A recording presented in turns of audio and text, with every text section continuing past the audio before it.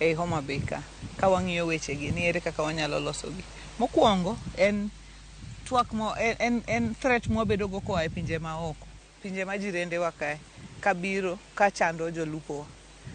Nyocha ago mbaka gi County Commissioner kaachiel gi Coast Guard Services, kendo wawinjore ni gibiro keto kambi maduong' kabisa Mbita ka manyalo bedo gi ji mang'eny mabiro rito nambwani. Gimachielo ma nyisogi ni Coast Guard kaka neno tije en ni mondo ogeng'nwa threat maoko. Kik bed ni Coast Guard chando jolupo, kaito wan gi chandruok momako jolupo wa mag giwegi. Jolupo moko biro gi gige lupo ma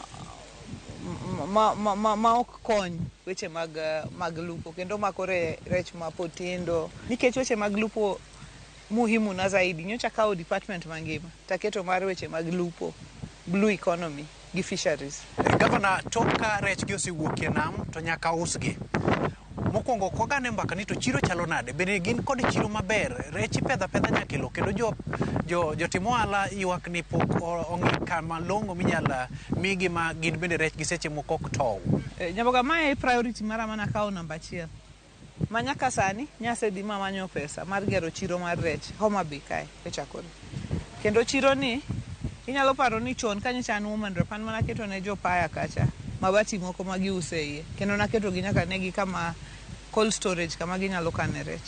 Sani chiro manyien madhi bedo nigi kuonde wang'o rech, nigi kami itime processing mar rech, tiende ni iloso fillet kanyo.